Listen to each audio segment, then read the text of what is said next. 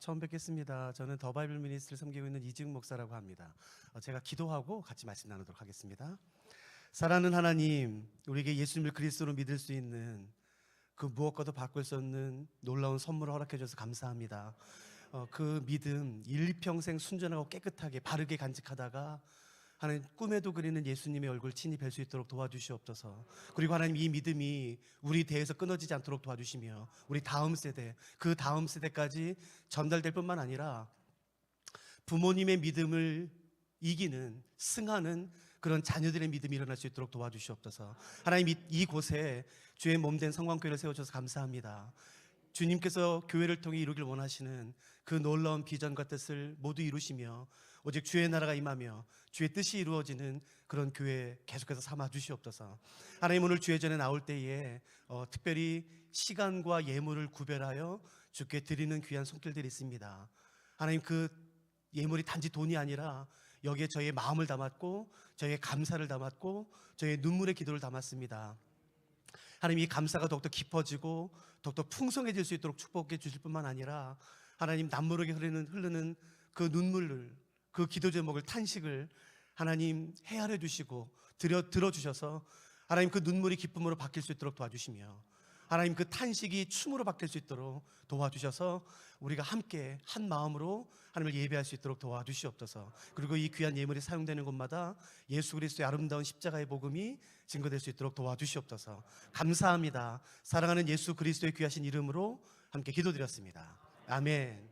오늘부터 3일 동안 저희가 함께 로마서를 살펴보려고 해요. 로마서는 굉장히 유명한 성경이고 아마 교회 다니신 분들이라면 로마서를 읽지 않으신 분들은 아마 없으실 거예요. 너무너무 유명한 성경이에요. 그런데 오늘 우리는 좀 약간 다른 관점으로 들어가려고 해요. 창세부터 요한계시록까지 모든 성경, 66권 모든 성경이 귀하고 또 소중하고 많은 사람들에게 영향을 미쳤지만 그럼에도 불구하고 전체 인류에 가장 큰 영향을 미친 성경을 골라라 그러면 로마서예요. 전체 인류뿐만 아니라 개인의 삶에서도 아주 중요한 역할을 감당했던 성경은 바로 로마서입니다. 그러니까 로마서 안에 담겨있는 이 진리들이 도대체 어떤 말씀이 담겨있는지 저희가 먼저 살펴보고 싶습니다. 오늘, 내일, 모레 저희가 3일 동안 살펴볼 텐데 혹시 가능하시다면 꼭 종이 성경을 좀 가져오시고, 아마 청년들 중에는 어쩌면 어플을 가져왔는지도 모르겠어요. 뭐 괜찮지만 그래도 이번 기간에는 꼭 종이로 된 성경을 좀 가져와 주시기를 부탁드리고, 또 하나는 펜을 좀 가져오셔서 그냥 듣지만 마시고, 저희가 그냥 부흥회 식으로 하고 싶지 않고 같이 공부하고 싶거든요. 그래서 저희가 화이트보드를 준비했어요. 그래서 성경에 적기도 하시고 표시도 하시고 또 질문도 하시고 그렇게 같이 저희가 성경을 살펴가도록 하겠습니다. 먼저 우리가 살펴보고 싶은 건 뭐냐면은, 로마서는 우리가 너무 잘 알고 있듯이 기독교의 기본 진리 또 핵심 진리가 담겨 있어요. 잘 들어보세요. 로마서에는 기독교의 기본 진리 그리고 가장 핵심 진리가 담겨 있습니다. 죄, 구원, 칭의, 성화. 그러니까 반드시 그리스도에서 알아야 되는, 우리는 그리스도에서 무엇을 믿는가에 대한 가장 기본적인 것이 담겨 있어요. 근데 이게 누구에게 기록됐냐는 것이에요.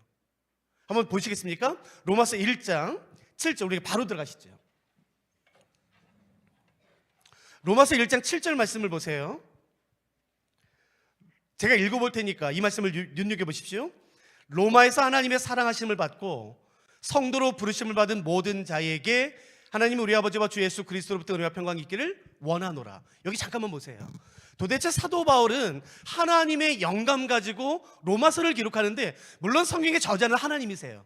그런데 하나님이 직접 적으신 것이 아니라 사람에게 하나님의 영을 부으셔서 이제 성경을 적게 하시지 않습니까? 그러면 사도 바울이 이 로마서를 기록할 때에 이 로마서를 처음 읽었던 사람은 누구냐는 것이에요.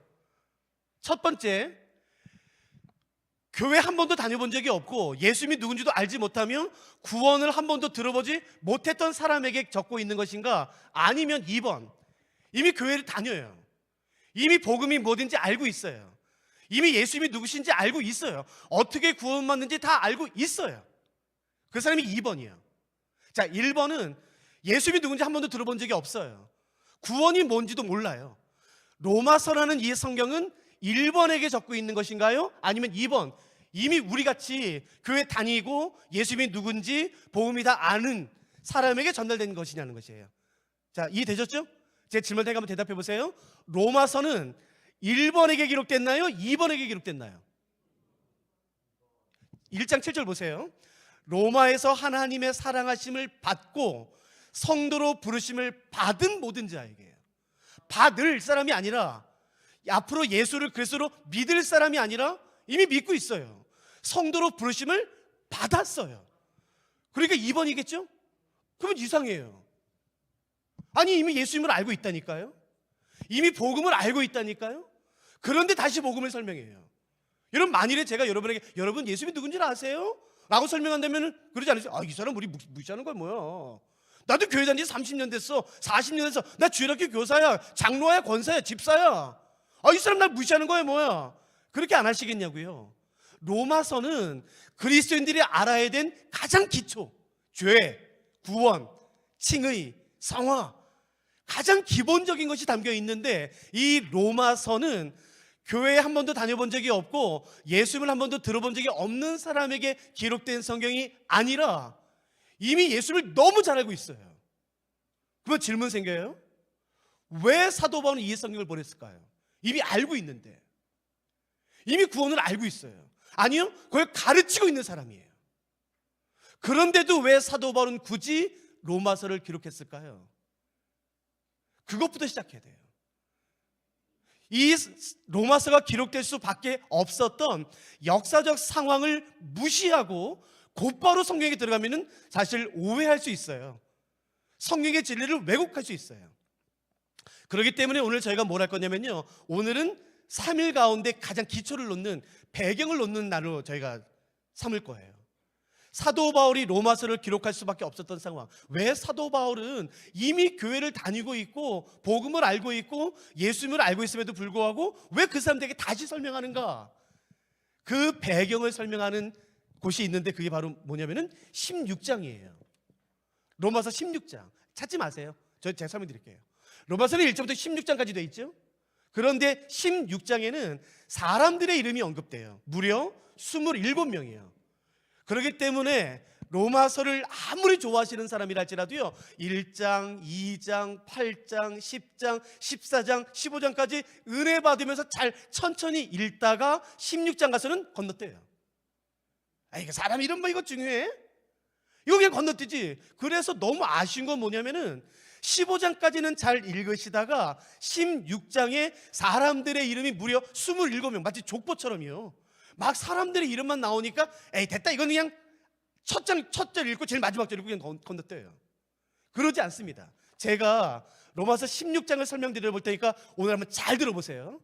다시 말씀드리지만 로마서 16장에는 사람들의 이름이 27명 언급됩니다. 그런데 로마서를 자세히 찬찬히 읽어보다 보시면은 그 27명의 사람들이 5개 혹은 7개의 그룹으로 나뉘어져서 언급된다는 걸 알 수가 있어요.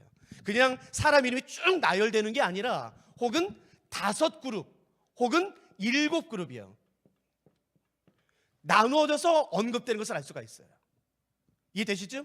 그러니까 우리가 알 수 있는 것은 뭐냐면요, 우리가 말하는 로마 교회는 로마 교회의 한 건물 안에 모였던 교회가 아니라 로마시 안에 최소 5개 혹은 7개 지역으로 나눠져서 가정에서 예배드렸던 그 성도들을 모두 한꺼번에 부르는 게 로마 교회예요. 그러니까 오늘날과 좀 약간 다른 것을 기억하셔야 돼요. 초대교회는 예루살렘 교회도 그렇고 대부분 가정에서 교회를 예배를 드렸는데, 로마 교회 하면은 하나의 건물 안에 모여서 예배드렸던 성도들이 아니라 로마시 안에 최소 5개, 근데 일반적인 것은 저도 그렇지만 7개 지역으로 나눠져서 예배드렸던 모든 성도들을 부르는 이름이 로마 교회예요. 여기까지 따라오셨죠? 그런데 재미있는 것은 뭐냐면은 그 7개 그룹, 5개 그룹으로 나누는 학자들도 있고 7개 그룹으로 나누는 학자들도 있는데 저는 7개 그룹을 좀 좋아합니다. 그러니까 제가 7개를 설명드려 볼게요. 그 7개 그룹 가운데 2번째 그룹과 6번째 그룹이 굉장히 특이해요. 어떻게 특이한가? 여러분, 사람의 이름을 들으면 이 사람이 어느 나라 사람인지 대략적으로 짐작이 가거든요. 제가 한번 이름을 불러볼 테니까 이 사람이 어느 나라 사람일지 한 번만 생각해보고 대답해 보세요. 아끼꼬. 어떻게 아세요? 뭘 어떻게 하려 그냥 아는 거죠. 양양, 중국, 철수. 그러니까요. 여러분 이름만 들으면 이 사람은 대개 한국 사람일 거야, 중국 사람일 거야, 미국 사람일 거야라고 아는 것처럼요. 히브리어와 헬라어를 조금만 하면은 뭘 할 수 있냐면요. 이 사람 유대인이야. 이 사람 이방인이야. 그걸 정확히 알 수 있어요. 그런데 재미있는 것은 그 7개의 그룹 가운데 두 번째 그룹과 여섯 번째 그룹은 100% 이방인입니다. 유대인이 하나 섞여 있지 않아요. 첫 번째 그룹은 99%가 유대인이고요. 딱 한 명만 이방인이에요. 그러므로 우리가 16장을 통해서 알 수 있는 것은 뭐냐면은 이 당시 로마 교회는 유대인들은 유대인들끼리, 이방인들은 이방인들끼리 예배드리는 것을 알 수가 있어요. 두 번째, 이 두 번째 그룹이 굉장히 특이해요. 사람의 이름을 들으면 그 사람의 직업을 대략적으로 추측할 수가 있어요. 옛날에 불과 100년, 200년 전에는요. 여러분 제가 어떤 한 사람의 이름을 말할 테니까 그 사람의 직업이 뭐였을지 한번 추측해 보세요. 직업이요? 마당쇠. 그러니까 웃으시는 건 안다는 뜻이잖아요. 돌쇠. 사대부겠습니까?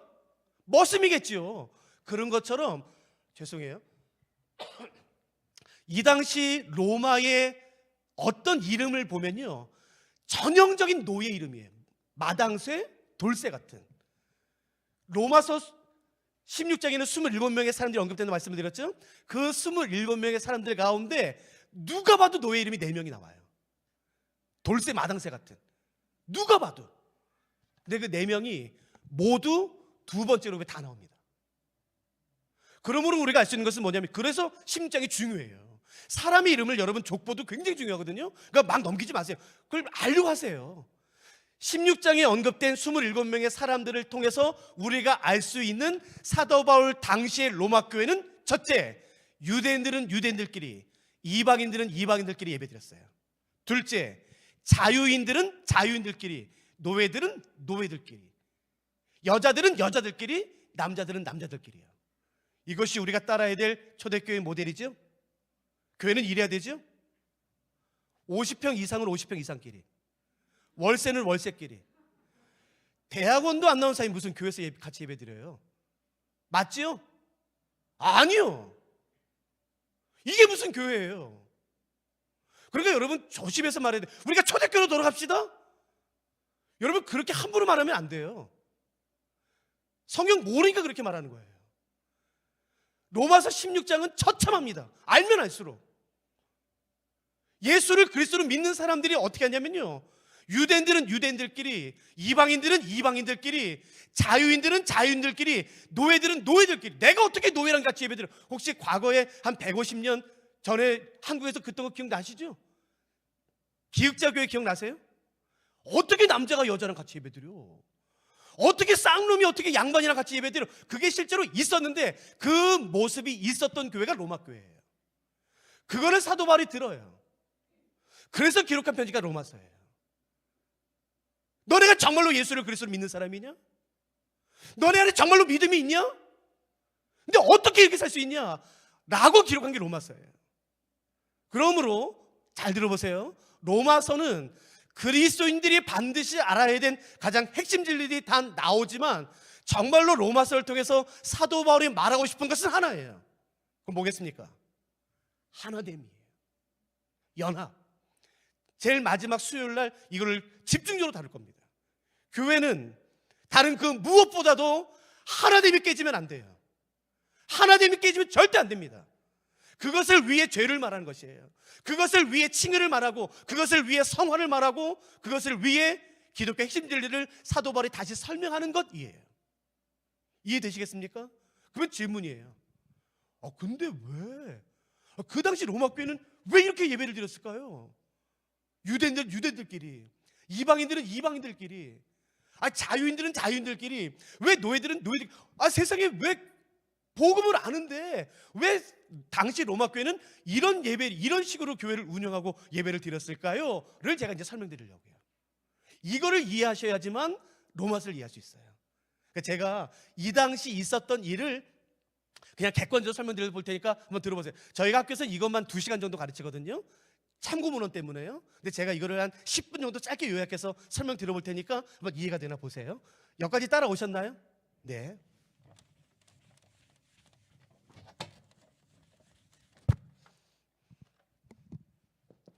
AD 49년이요.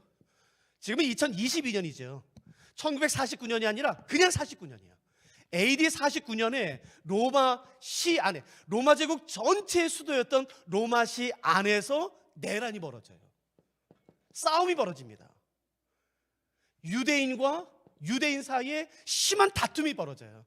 그래서 이 당시 황제가 바로 가서 해결합니다. 근데 그 당시 황제 이름이 글라우디오스예요. 글라우디오 혹은 글라우디우스예요.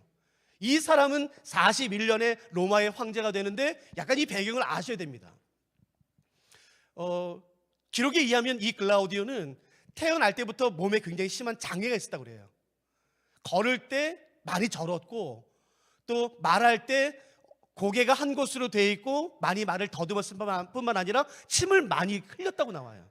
그래서 부모가 이 글라우디오를 대중 앞에 내세우는 것을 싫어했어요. 그래서 어렸을 때부터 이게 혼자 지내는 게 많았겠죠. 바로 글라우디오 이전의 황제가 갈리굴라라는 아주 유명한 미친 황제예요. 사람 같지 않은 황제예요. 근데 그 황제가 41년에 그 경호대장 같은 두 사람에게 의해서 잔인하게 죽습니다. 경호대장이 그 바로 이전 갈리굴라 황제를 지하실로 데려가요. 황제 잠깐 제가 드릴 말씀이 있으나 잠깐 오시겠습니까? 그래서 지하실로 데리고 가자마자 그 경호대장 두 사람이 그 갈리굴라 황제를 잔인하게 죽여요. 근데 갑자기 보니까 옆에 인기척이 있어요. 아무도 없어요. 근데 인기척이 느껴져요. 그래서 계속해서 죽입니다. 칼로. 근데 인기척이 있어요. 봤더니 옆에 커튼이 있는데요, 커튼 밑에 사람 발이 있는 거예요. 이거 현장범이에요. 현장범이면 이거 죽습니다.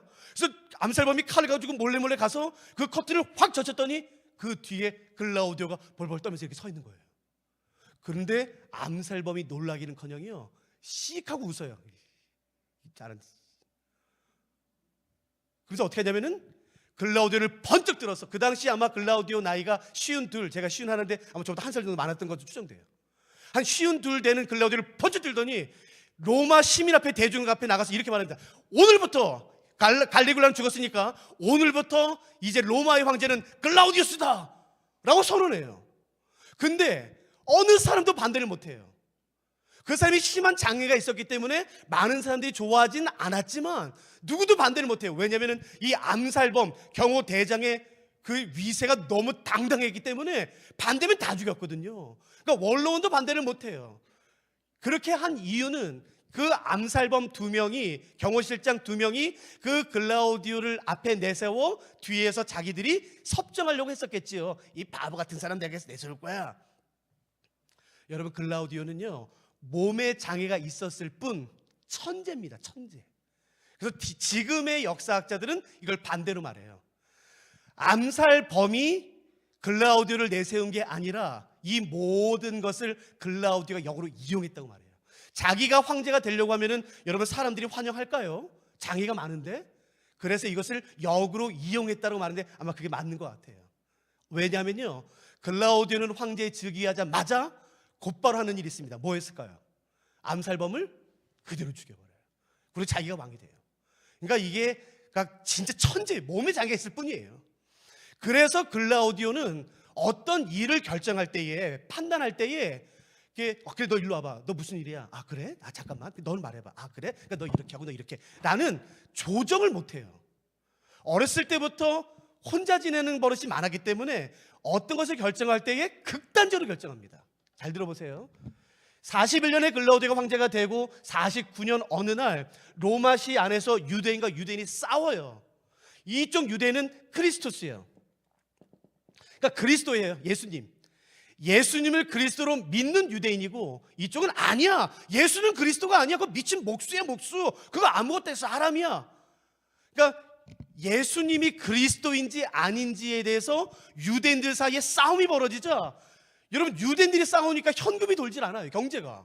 그래서 글라우디오 황제가 직접 갑니다. 니네 뭐야? 이거 얘가 자꾸 예수가 그리스도래잖아요. 아닌데, 아니야 예수 그리스도 맞아. 싸우니까 글라우디오가 이 어려운 문제를 한 번에 해결합니다. 어떻게 해요? 다 나가. 니네 다 로마에서 나가. 말도 안 되는 유대인 추방 명령을 내려요. 이게 말이 됩니까? 그러니까 미친 거죠. 모든 유대인들, 예수를 믿든 안 믿든 로마에 있는 모든 유대인들을 로마에서 추방해요. 제가 지금 드린 이 말씀이 성경에 있는 거 아세요? 한번 잠깐 살펴보실까요? 사도행전입니다. 사도행전 잠깐 보세요. 사도행전 18장. 이것은 밑줄을 그어 놓으시고요. 혹시 관주를 해 놓으실 수 있으면 여기다가 로마서라고 관주해 놓으세요. 사도행전 18장 2절 말씀을 제가 읽어볼 테니까 잘 보세요. 이게 이해가 되시나? 제가 사도행전 18장 2절 말씀 읽겠습니다. 아굴라라 하는 본도에서 난 유대인 한 사람을 만나니 글라우디오가, 이게 글라우디오가 그 황제 이름이에요. 글라우디오가 모든 유대인을 명하여 로마에서 떠나라 한 거로예요. 이해되셨어요? 제가 이거 설명드린 거예요. 그래서 그때 로마에서 떠난 유대인 중에 유명한 부부가 브리스길라 아굴라예요. 그래서 이때 떠나게 돼요. 그게 몇 년도죠? 49년도예요. 그래서 모든 유대인들 잘 들으세요. 예수를 믿든 안 믿든 모든 유대인들은 로마에서 추방당해요. 그런데 문제는 뭐냐면은 49년까지 대개 로마 교회의 중요 요직들은 유대인들이 가지고 있었어요. 말씀 전하는 거, 찬양 인도, 뭐 교회 주일학교, 뭐 대부분 중요 요직들은 다 유대인들이 가지고 있었거든요. 자, 생각해 보세요. 유대인들이 추방당한 그 다음 주 주일이요. 유대인들이 로마에서 다 추방당한 그 다음 주 주일날 교회에 갔더니 교회는 100% 이방인이에요. 교회엔 유대인들이 아무도 없어요. 아니, 교회에만 유대인들이 없는 게 아니라 로마시 안에 유대인들은 아무도 없어요. 이해되시죠? 그러니까 교회 갔는데 교회가 다 이방인들이에요. 목사님도 안 왔고, 설교자도 안 왔고, 사회자도 안 왔고, 반주자도 안 왔고, 찬양 인도자도 안 왔고, 성가대 지휘자도 안 왔고, 주일학교 교사도 안 왔고, 다 안 왔어요. 다 추방당했어요. 자, 보세요. 여러분들이 로마 교회 이방인들이에요. 어떻게 지금 목사님도 안 오셨는데, 아이고, 목사님 올 때까지 우리 교회 잠깐 멈추자. 교회 잠깐 멈추실래요? 아니면 우리끼리라도 좀 교회 하실래요? 어떻게 교회 멈추실래요? 우리끼리라도 하실래요? 1번이에요? 2번이에요? 2번이요? 교회 역사에 의하면 로마 교회는 멈춘 적이 없습니다. 그래서 추측하기로는 이방인들끼리 교회를 꾸려간 것 같아요. 이렇게 해요. 야, 네가 말 잘하니까 네가 다음 주부터 설교해. 야, 너 유치원 하잖아. 그러니까 네가 다음 주부터 주일학교 하고. 너 피아노 배웠잖아. 너 그러니까 네가 다음 주부터 성가대 지휘하고. 그러니까 그렇게 서로 나눴어요. 그래, 곧 돌아올 거야. 야, 세상에 이런 미친 명령이 어딨냐. 유대인들을 추방하는 게 어딨어. 야, 몇 주면 돌아와, 몇 달이면 돌아와, 걱정하지 마. 그래서 우리 그때까지 교회 좀 우리가 하자라고 생각을 했겠지요. 여러분, 근데 아세요? 설교 힘들어요. 저도 26년 차밖에 되진 않았지만요, 설교 힘들어요. 저는 제 첫 설교 아직도 기억나요. 저는 제 모교회에서 했거든요. 고난주간 수요일날. 제 앞에 부모님 계시죠? 장모님, 장인어른 계시죠? 주일학교 때 저를 가르쳤던 주일학교 선생님, 장로님, 권사님, 그분들 앞에서 제가 설교했다고요. 지금도 그 설교 가지고 있는데 찢어버리고 싶다고요. 설교 힘들어요. 근데 그랬겠죠. 첫 번째 설교할 때 삭개오가 있었어요. 삭개오가 물고기 뱃속에, 삭개오가 물고기 뱃속에 들어가, 물고기 뱃속에 나와서 뽕나무에 올라갔어요. 저걸 설교라고 해. 얼마나 무섭겠어요. 근데 잘 보세요. 6개월이 지나도 유대인들이 안 들어와요. 1년이 지나도 유대인들이 안 들어와요.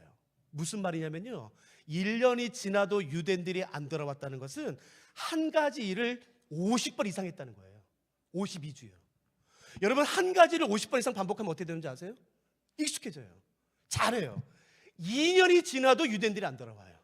3년이 지나도 안 들어와요. 여러분, 무려 4년이 지나도 유대인들이 안 들어와요. 이 칙령을 안 풀어요. 역사 기록이에요. 여러분, 4년이 지났더니요, 설교 잘해요. 막 부흥이. 여러분, 로마서 16장에 16명 나온다고, 27명 나온다고 말씀드렸죠? 70%가 이방인입니다. 그러니까 그 전까지는 교회의 대부분은 유대인들이 많았는데 한순간에 역전했어요. 이방인 숫자가. 그래서 학자들은 그것이 이때 일어났다고 생각하는 거예요. 이방인들이 교회에 나오기 시작해요. 막 교회가 부흥돼요. 막 성가대하고 막 예배드리고 너무 부흥이 잘 돼요. 그러다가 54년 5년이 지났을 때 글라우디오가 죽어요. 로마, 여기 법 전공하신 분 계신지 모르겠지만 잘 보세요. 로마법에는 뭐가 있냐면요, 그 법을 만든 사람이 살아있는 동안에는 그 법이 유효하지만 그 법을 만든 사람이 죽으면 그 법도 없어져요. 로마서 7장 1절 기억나세요? 살아있는 동안에만 죽어나는 줄 알지 못하느뇨 라는 로마서 말씀이에요. 그거는 신학적인 선언이 아니라 사도 바울 당시에 있는 법적인 문서예요. 법문서예요. 아무튼 글라우디오가 5년 만에 죽습니다. 54년에. 그 다음에 황제가 된 사람이 그 유명한 네로예요. 그래서 역사학자들이 찾아봤어요. 네로가, 그러니까 황제가 되면 제일 먼저 하는 것은 뭐냐면 그 이전 황제가 만들었던 법을 이건 다시 해, 인준해요. 이건 하지 마, 인준하지 않아요. 그래서 학자들이 네로가 글라우디오 칙령을 인준했는지를 찾았는데 어디도 없습니다. 그래서 알아요. 이제 글라우디오가 죽었으니까 5년 만에 유대인들은 어떻게 할 수 있나요? 고향에 돌아갈 수 있게 됐어요. 여러분, 무려 5년입니다. 우리는 이게 5년이라는 걸 알아요. 그러나 그 당시에 살았던 사람들은 5년이라는 걸 알았을까요? 모르죠. 2년 됐을 때 이거 내년에 될 거야. 여러분, 코로나 이렇게 될 줄 아셨어요? 그러나 20년 뒤에 알겠지. 그 코로나 몇 년 갔어. 정확히 알겠지요. 5년 만에 돌아가요. 5년 만에. 브리스길라, 아굴라. 여러분, 이 유대인들이 로마 교회 돌아갈 때 얼마나 기대가 부풀었겠습니까? 드디어 교회 돌아간다. 드디어 고향 돌아간다. 내가 고향에 돌아가기만 하면 세미나도 하고 뭐도 하고 다 해야지. 이방인 그리스도인들은요, 유대인들 돌아오기만 해봐라, 깜짝 놀랄 거다. 교회가 이렇게 될 줄 알았겠어? 지네들 빠지면 다 안 되는 줄 알았겠지. 이렇게 잘 될 줄 어떻게 알아? 그러니까 상상해 보세요. 유대인들이 추방당했다가 돌아와서 이방인 그리스도인과 함께 예배드린 그 첫 주일, 얼마나 감격스럽겠어요. 브리스길라, 여기 앉아. 여러분, 브리스길라 왔습니다. 와, 5년 만에 얼마나 그 예배가 감격스러웠겠어요. 여러분, 근데 이제 상상해 보세요. 그 유대인들이 앉아서 예배를 보는 거예요. 저거 옛날에 내 학생이었는데, 주일학교 학생? 설교 설교 저렇게 잘했죠. 5년 만에 저렇게 잘했어? 막 감탄했겠죠. 그러니까 그 다음 주에 이제 유대인 그리스도인들이 이방인 그리스도인한테 말하는 거예요. 너 설교 잘하더라. 뭐가 가지고 그래. 그 정도 가지고. 그 정도 가지고 그래. 너 설교 잘하는데. 그동안 수고 많았어. 우리 진짜 부흥했지. 부흥 진짜 했더라. 정말 수고 많았어. 그래. 다음 주 내가 할게. 지금 지난 5년 동안 내가 설교했어. 다음 주 내가 할게. 왜? 넌 이방인이잖아. 난 유대인이잖아. 유대인이 설교하는 거지 어떻게 이방인이 설교하냐? 그동안 니네들이 했으니까 됐어. 다음 주 내가 할게. 그러니까 상상해 보세요. 지난 5년 동안 로마 교회는 100% 이방인들만 출석했었어요. 그러나 54년 이후에 유대인들이 다시 로마 교회에 들어오면서부터 무슨 일이 생겼을까요? 또 싸워요. 어떻게 유대인인 내가 이방인 너희 따위의 설교를 들어? 목사가 어떻게 평신도 설교를 듣습니까? 그런 걸 똑같은 거죠. 두 번째, 사도행전을 읽어보신 분들은 기억하세요? 초대교회는 항상 예배를 드리면 그 다음에 뭐 했냐면요, 식사의 교제를 했어요. 기억나시죠? 그러니까 이런 거예요. 로마교회에서 여러분, 오늘 주일 예배 다 마치면 밑에 식사가 준비됐으니까 아무도 가지 마시고 식사 다 하고 가세요. 오늘 특별히 준비했습니다. 오늘 유대인 그리스도인들이 들어와서 특별한 음식 준비했습니다. 그러니까 모두 가세요. 그래서 예배 끝나면은 이방인 그리스도인들이 유대인 그리스도인 데리고 식당에 내려갔겠죠. 앉았어요. 막 김이 모락모락 나는 고기요. 세상에. 죄송합니다. 이거 뭐야? 빨리 먹어봐. 이방인 그리스도인들이 유대인 그리스도인에게 말했겠죠. 빨리 먹어봐. 이거 뭐지? 뭐야? 먹어봐. 이거 뭐야? 너무 이렇게 맛있어. 그 돼지고기 삼겹살에 투. 유대인들은 돼지고기를 먹을까요? 안 먹을까요? 안 먹습니다. 이방인들은요? 먹어요. 여러분 지난 5년 동안 로마 교회에서 예배드리고 돼지고기 먹었어요. 근데 갑자기 유대인들이 돌아왔어요. 야, 먹어봐. 니네들이 이방인들이 이런 거 먹으니까 개돼지 취급받지. 실제 이 당시 문헌에 의하면 유대인들이 이방인들에게 개돼지라고 말했어요. 이런 개돼지 같은 것들. 니네들이 이런 부정한 음식 먹으니까 개돼지 같은 소리 듣는 거야. 그러면서 무슨 말씀을 전한다고 말해. 그래서 무슨 사역을 한다고 말해. 이 더러운 것들. 상상할 수 없는 싸움이 또 일어나요. 여러분 레위기 11장에 의하면 유대인들은 이방인들과 같이 식사를 할까요? 안 할까요? 절대 안 합니다. 그러니까 보세요. 제가 상황을 설명해 드릴 테니까요. 제가 예를 들어서 내일 담임 목사님이랑 식사해요. 저녁 식사 먹는데 갑자기 한 성도님이 오셔서 목사님, 이진 목사님, 여기 계셨어요? 담임 목사님 여기 계셨어요? 나 질문 있었어. 여기서 같이 먹어요. 딱 앉는 순간, 그러니까 얘니까 너무 심각하게 생각하지 마세요. 얘니까 딱 앉는 순간 갑자기 제가 무슨 재수없게 무슨 일반 성도가 목사랑 같이 겸상하고 난리야. 그래서 제가 일어나서 갔어요. 너무 심각해서 얘요 얘? 저 안 그럽니다. 여러분 제가 그렇게 했다면 여러분 뭐라고 하실래요? 무슨 저게 목사야. 야 무슨 목사가 저딴 짓을 해. 잘 들어보세요. 갈라디아서에 보시면 베드로가 이방 성도와 식사하는데 소리를 들어요. 예루살렘에서 누가 왔대더라. 갈라디아서예요. 그래서 베드로가 어떻게 하죠? 일어나서 도망가요. 여러분 그걸 베드로 입장에 생각하지 마세요. 함께 식사했던 이방인 그리스도인의 기분이 어땠을 것 같으세요? 야 이게 뭐냐? 왜 내가 만든 음식은 더러워? 나랑 같이 먹으면 부정해지냐? 이게 복음이야? 나 교회 안 다녀. 여러분 실제로 이런 일들이 로마 교회에 일어나요. 유대인들이 돌아오면서부터. 그래서 내린 결정이 로마서 16장이에요. 야 됐어. 유대인들끼리 예배드려. 이방인들끼리. 야 너희들, 노예가 어디 감히 주인이랑 같이 예배드려. 노예들끼리. 자유는 남자 여자. 그게 로마 교회예요. 그래서 사도 바울이 이 소식을 들어요. 그래서 기록한 편지가 로마서예요. 여러분이 만일에 이 소식을 들었다면 뭐라고 말씀하시겠어요? 그럴 수 있지. 그럴 수 있지 라고 말씀하시겠어요? 아니요, 그러시면 안 됩니다. 그래서 사도 바울은 로마 교회에 편지를 보내는데 여기까지 따라오셨습니까? 그래서 사도 바울이 로마 교회를 보내죠. 편지를 보내죠. 그래서 한 사람이 편지를 받아요. 우리가 로마서라 부르는 그 편지를 받아요. 그래서 모든 흩어졌던 로마 교회 성도들을 다 모이라고 말하겠죠. 야, 다 모여라. 이렇게 모였겠죠. 그래서 여기는 유대인 그리스도인, 여기는 이방인 그리스도인. 섞이지 않아요. 홍해 갈라지지 쫙 갈라지지 이렇게요. 쫙.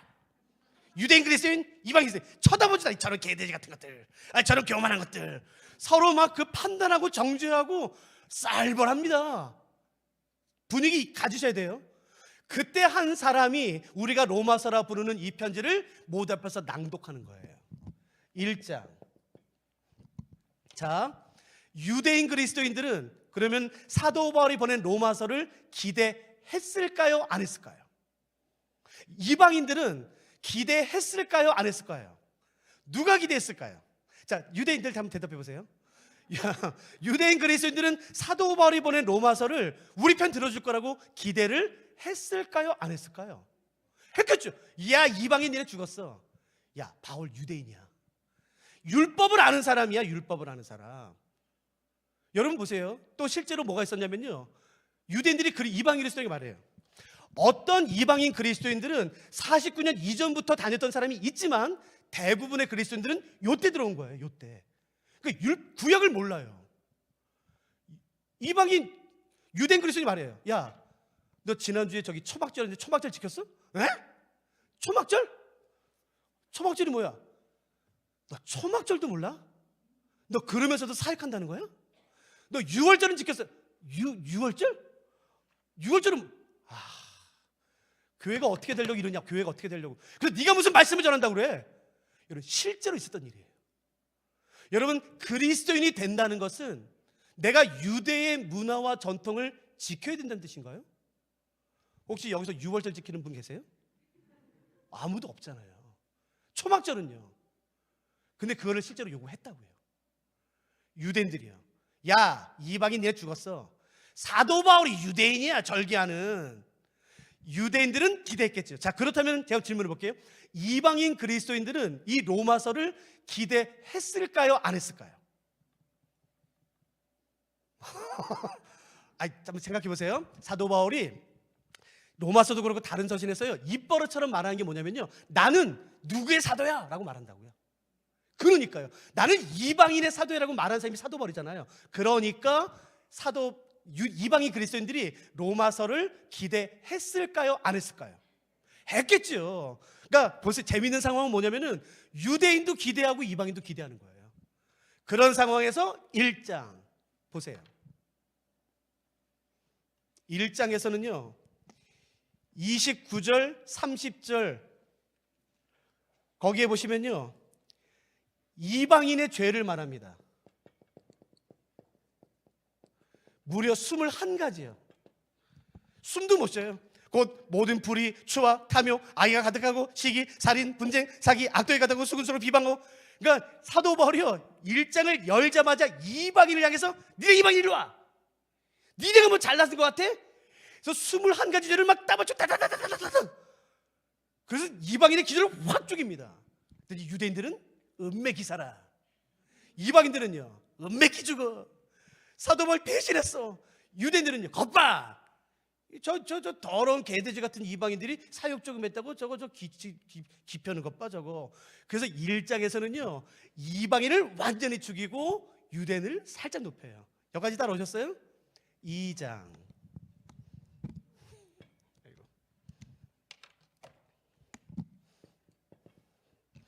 1절 보세요. 2장 1절. 그러므로 남을 판단하는 사람아. 여기서 판단하는 사람은 유대인을 지칭할까요? 이방인을 지칭할까요? 유대인이죠. 자, 그러니까 분위기 보세요. 1장에서는 이방인을 완전히 까나뭉겼잖아요. 근데 2장은 이렇게 시작해요. 그러므로 남을 판단하는 사람아, 유대인들이요. 그 다음에 어떻게 칭찬이 나올 것 같으세요? 책망이 나올 것 같으세요? 분위기에서 얘들아 너는 남을 판단하는 사람은 너네 그 은사다 얘. 뭐 그렇게 그럴 리가 없잖아요. 잘 보세요. 그다음 어떻게 되나? 그러므로 남을 판단하는 사람아, 누구를 막론하고 내가 핑계하지 못할 것은 남을 판단하는 것으로 내가 너를 정죄하매니. 잘 들으세요. 판단하는 내가 같은 일을 행했다라는 것이에요. 1장에서는 이방인의 죄를 말해요. 이방인 일로 와. 니네 뭐 잘했어? 니네 이런 죄 다 범했잖아. 그래서 갑자기 확 돌려요. 유대인들 니네 뭘 잘했어? 니네들은 이방인이 했던 죄를 다 똑같이 했잖아 라고 말하는 게 2장이에요. 그리고선 1장에 언급되지 않았던 죄까지도 2장에 말합니다. 그래서 2장은 유대인의 죄예요. 그러니까 이런 거예요. 1장에서 이방인의 죄를 말함으로 이방인을 완전히 확 꺾고 유대인을 살짝 높였다가, 유대인 니네 뭘 잘했어? 이방인이 지은 죄 니네 다 똑같이 했잖아. 그리고 이방인은 짓지 않는 죄까지 니네 했어. 그래서 2장에서는 유대인들을 확 꺾어요. 그래서 3장 1절부터 20절에서는요 모든 사람이 죄인이다 라고 말하는 게 로마서예요. 누가 낫냐? 이방인들 니네 뭐 잘한 게 있냐? 아니 유대인들 니네 뭐 잘한 게 있냐? 남자는 잘한 게 있냐? 여자는 잘한 게 있냐? 자유인은 잘한 게 있냐? 노예는 잘한 게 있냐? 헬라인, 야만인 아무도 차별이 없다. 모든 사람이 다 죄를 범하였음에 하나님의 영광에 이르지 못한다가 로마서예요. 누가 오늘 여기에 동의하시겠어요? 아니야. 그래도 나는 저 사람이랑 달라. 아니 나는 저 사람 같지는 않아. 여러분 그러면 안 됩니다.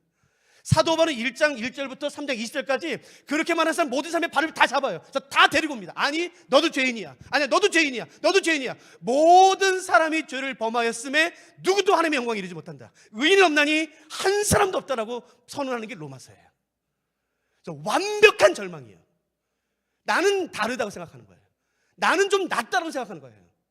여러분 잘 들어보세요. 죄의 처참함과 그 끝없는 기폐를 알아야지만 하나님의 은혜의 영광의 아름다움을 압니다. 죄가 얕으면 은혜가 얕습니다. 제가 100% 장담합니다. 죄의 그 처참함, 끔찍함, 내 스스로 벗어날 수 없는 그 죄의 처참함을 깨달으면 깨달을수록 하나님의 은혜가 얼마나 값진지 깨달아요. 오늘날 왜 이렇게 하나님의 은혜가 값졌을까요?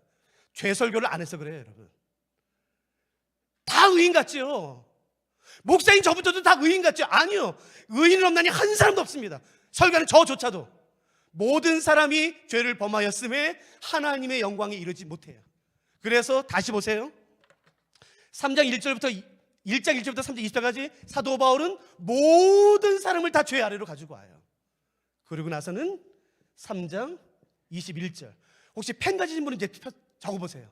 3장 21절 여러분 가지고 계신 성경의 첫 번째 단어는 뭔가요? 3장 21절이에요. 이제는 아니요. 헬라어 성경이 이제는이 아니에요. 한 단어가 빠졌어요. 이걸 적어 넣으셔야 돼요. 지금 펜 있으면 적어 넣으세요. 로마서 3장 21절의 첫 단어는 이제는이 아닙니다. 이겁니다. 그러나예요. 이 단어가 빠졌어요, 번역에. 그러니까 사도 바울은 1장 1절부터 3장 20절까지 모든 사람들을 다 죄의 권세 아래로 처참함으로 끌고 온 다음에 완전한 절망 가운데 가둔 후에 3장 21절에서 이렇게 말해요. 그러나 이제는. 여러분 이 말 들으면 뭐가 생기세요? 소망이 있나? 가능성이 있나? 예. 그래서 어떤 학자들은요 로마서의 시작을 3장 21절로 봐요. 근데 3장 21절이 그 영광의 깊이를 깨닫기 위해서는 반드시 이 앞에 죄의 처참함과 끔찍함을 반드시 깨달아야 돼요. 그래서 죄는 아마 우리가 내일 살펴볼 거예요. 여기까지 따라오셨나요? 로마서 어려우세요? 아니, 어렵지 않아요. 그러니까 우리가 이런 관점으로 로마서를 보기 시작한다면요 로마서는 전혀 어렵지 않아요. 다시 한번 기억하세요. 추방당했던 유대인 그리스도인들이 다시 교회로 돌아갔을 때 이방인 그리스도인과 유대인 그리스도인 사이에 주도권 싸움이 나요. 누가 주도할 건가? 누가 앞에 서서 리더할 건가? 누가 중요요직을 맡을 건가? 서로 판단하고 정죄하고 서로 깔아뭉개고 그런 다툼과 싸움이 일어났을 때에 사도 바울이 로마서를 이렇게 시작해요. 적으세요. 이렇게 예수 그리스도의 종 바울은 사도로 부르심을 받아 하나님의 복음을 위하여 택정함을 입었나니 라는 말로 로마서를 시작합니다. 잘 들어보세요. 예수 그리스도의 종 바울은, 사도 바울은 모두 신약성경 27권 가운데 13서신을 기록하는데 13서신을 기록하는 동안에 자기 자신을 소개합니다. 그 중에 종이라고 소개하는 것은 세 성경이에요. 로마서, 빌립보서, 디도서. 딱 세 서신에서만 자기 자신을 종이라고 소개하는데 그 중에 첫 번째로 소개한 게 로마서입니다. 그러니까 사도 바울은 로마서 이전에 자기 자신을 종이라고 소개한 적은 어디도 없어요. 왜 사도 바울은 로마 교회 성도들한테 자기 자신을 종이라고 묘사할까요? 누구도 종이 되고 싶어 하지 않아요. 누구도 섬기길 원하지 않아요. 모든 사람이 다 대접받기를 원해요. 내가 미쳤냐? 야, 내가 나이가 몇인데 니까지 게 나 앞에 섬겨야지. 내가 아니야. 야, 식당 가면은 네가 물을 떠야지. 네가 숟가락 놔야지. 여러분, 그러면 안 돼요. 누가 섬깁니까? 누가 섬김을 받아야만 됩니까? 여러분, 그 싸움이 여기 있는 것이에요. 야, 유대인인 내가 가만히 앉아있고 네가 섬겨야지. 야, 남자가 있고 여자가 섬기는 거 아니야? 주인이 가만히 있고 노예가 섬기는 거 아니야? 아니요. 사도 바울은 그게 아니라고 지금 말하는 것이에요. 불편하시죠? 근데 이 말 듣는 거? 아니요, 죄송하면 들으셔야 돼요. 복음은 그렇지 않습니다. 이 세상은 그렇게 말하는 것이에요. 더 좋은 지위에 있는 사람이 섬김을 받는 것이에요. 배우지 못한 사람은 무조건 섬겨야 되는 것이에요. 그러지 않습니다, 여러분. 절대 그러지 않아요. 사도 바울이 말합니다. 내가 종이다, 내가 종. 그래서 사도 바울은 아주 중요한 말을 하죠. 예수 그리스도의 종 바울은 사도로 부르심을 받아. 이걸 반드시 기억하세요. 사도라는 말은 헬라어로 잘 아시겠지만 아포스톨로스예요. 아포스톨로스. 이걸 꼭 기억하세요.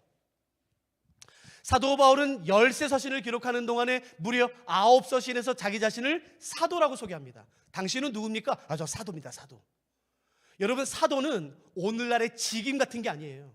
목사, 선교사, 장로, 권사 같은 직임을 말하는 게 아닙니다.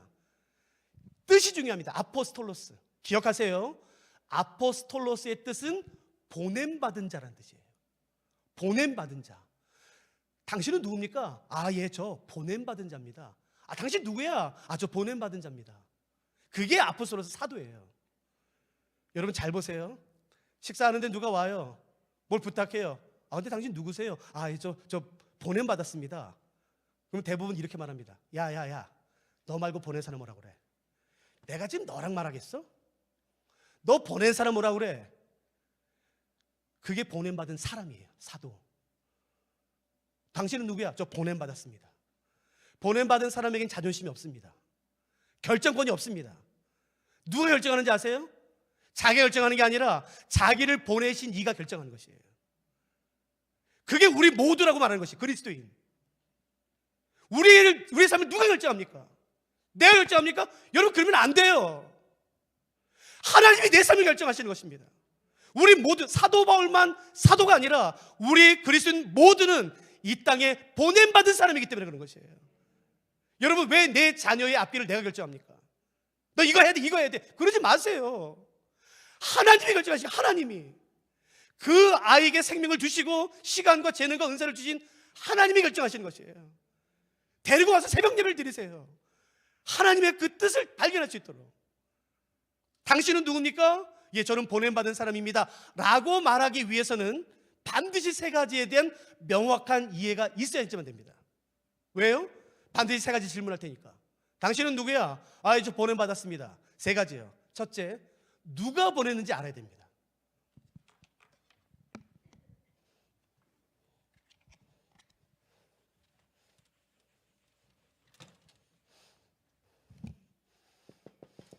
보냄받은 사람이라고 말하기 위해서는 첫째 누구예요? 누가 보낸지를 말해야 돼요. 너 뭐야? 저 보냄받았습니다. 누가 보냈는데? 아, 글쎄 말입니다. 그게 말이 됩니까? 두 번째는요, 누구에게 보냈는지를 알아야 돼요. 세 번째는요, 왜요? 이 세 가지에 대한 명확한 이해가 없으면 절대 쓸 수 없는 게 나는 보냄받은 사람입니다는 뜻이에요. 여러분은 보냄받은 사람이십니까? 누가 보냈습니까? 하나님이 보내신 것이에요. 어디에요? 이 땅이에요. 대한민국에 성광교회예요. 우연이지요? 재수없이 여겼습니까? 아니요. 그 모든 것을 하나님이 다스리시며 섭리하신다고 지금 믿는 것이에요. 중요한 것은 왜입니다. 여러분, 자녀들에게 가르치세요. 내 삶에도 말씀하세요. 나는 목적이 없어. 그냥 이렇게 살다 죽는 거지. 왜 그렇게 말씀하십니까? 보내실 땐 반드시 목적이 있는 것이에요. 왜 보냈는지에 대한. 사도 바울은 말해요. 예수 그리스도의 종 바울은 사도로 부르심을 받아 하나님의 복음을 위하여 택장을 입었대요. 그래, 당신은 왜 왔어요? 예, 나는 하나님의 복음을 위해서 택장을 입었습니다. 여러분, 복음이라는 단어는 오늘 교회 용어입니다. 교회에서 복음이라는 단어를 얼마나 많이 씁니까? 복음이 뭔가요, 근데? 여러분, 복음이 뭔가요? 복음. 잘 들으세요. 사도 바울은 나는 복음을 위해 부르심을 받고 택정함을 입었습니다 라고 말한 다음에 바로 2절부터 그 복음이 무엇인지를 명확히 선언합니다. 펜 들으세요. 제가 설명드릴게요. 가로치세요. 왜냐하면 로마서 1장 2절의 문장은 죄송합니다만 관계대명사 삽입구절로 되어 있어요. 삽입구절이에요. 그래서 이것은 빼도 말이 돼요. 요 삽입구절은 빼도 말이 돼요. 잘 들으세요.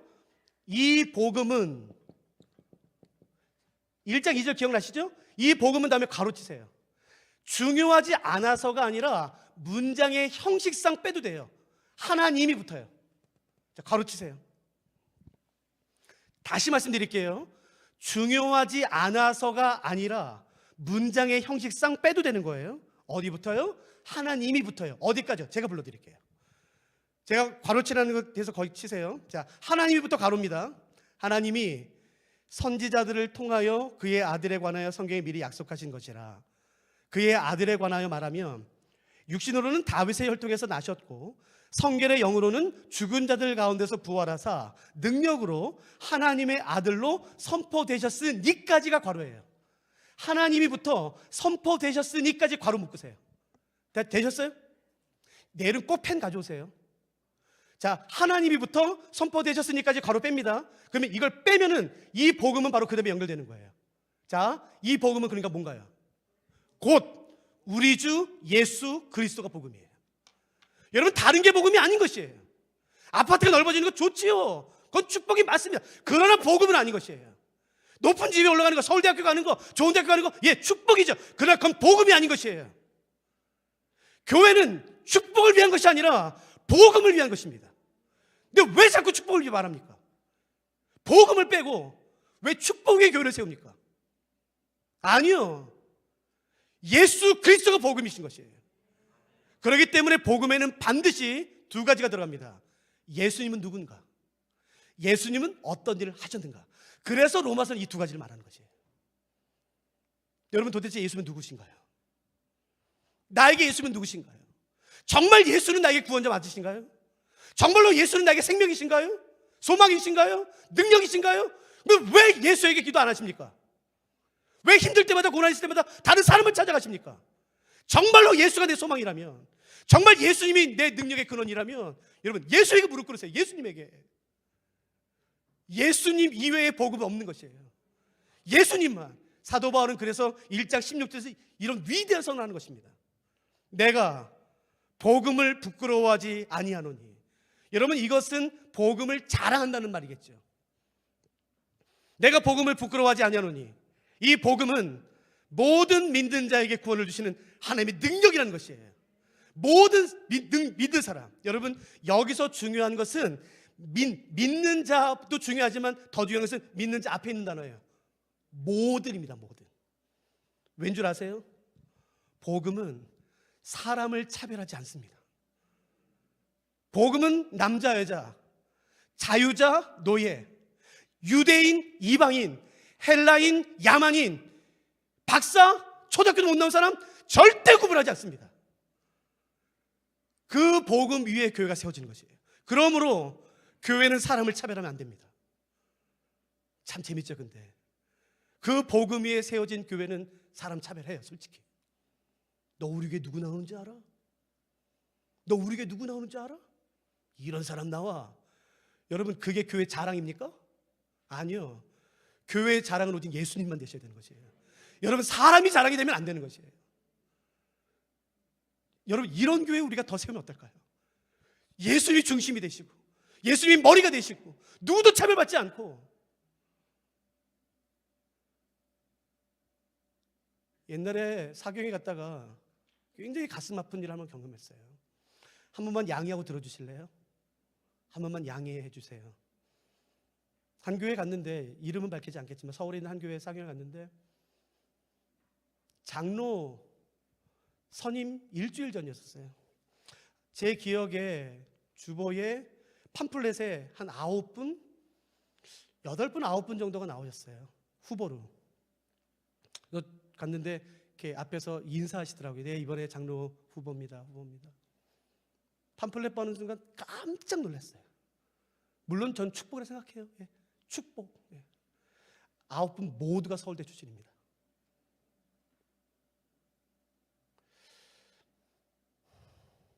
대학교 안 나오면 장로 못 되나? 꼭 장로가 되려면 대학교를 나와야 되나? 우리 어르신 세대는요, 그런 기회를 모두는 가질 수 없었습니다. 정직히. 저희 모교회 제가 정말로 사랑하는, 소천하셨지만 그 시장에서 생선 파는 분, 권사님이시거든요. 저는 그분에게 예수님을 배웠어요. 좋지요. 우리 교회 장님들 알아야 다 서울대 나왔어. 대단하다. 저는 싫어요. 여러분, 예수님은 사람을 차별하지 않으십니다. 복음은 절대 그 사람이 가지고 있는 조건으로 부끄럽게 만들지 않아요. 이런 미혼모가 어디서 교회에서. 오죽했습니까? 여러분, 그런 일이 생겼겠습니까? 얼마나 눈물을 많이 흘렸겠습니까? 교회에서 안아주지 않으면 누가 안아줍니까? 여러분, 너 나가서 죄 해결하고 와? 아니요. 예수님이 꿈꾸시는 교회는 남자나 여자나 자유인이나 노예나 유대인이나 이방인이나 헬란이나 야만인이나 모두가 차별받지 않는 것이에요. 누구든지 예수님을 그리스도로 믿기만 하면 단. 여러분, 이단은 안 됩니다. 어디 이단이 교회 들어와요? 그건 차별하셔야 됩니다. 머리가 다르기 때문에. 예수님을 그리스도로 믿는 그 바른 믿음만 있다면 교회는 절대 사람을 차별하면 안 되는 것이에요. 왜 사도 바울이 이런 말로 로마서를 시작할까요? 이해되시겠어요? 지금 로마교회 상황을 아시겠어요? 그래서 사도 바울은 이렇게 시작하는 것이에요. 죄를 말하고 어떻게 우리가 의롭게 되었고 하나님께서 우리가 죄인 되었을 때 기억나시죠? 하나님과 원수 되었을 때에 우리를 어떻게 구원해 주셨는지를 그래서 설명하는 것이에요. 그래서 뭐 하라고요? 하나 되라고요. 그리스도 안에서 성령 안에서 하나 되라고. 이건 우리가 수요일날 모레 다룰 거고 내일은 우리가 죄에 대해서 다루려고요. 죄송한데 벌써 제가 1시간 지났는데요. 오늘 여기까지 해요. 저희 여러분 같이 찬양하고 기도하시면 어떨까요? 우리의 믿음을 하나님에게 드리고 싶어요. 우리 같이 찬양하고 기도하시겠습니다.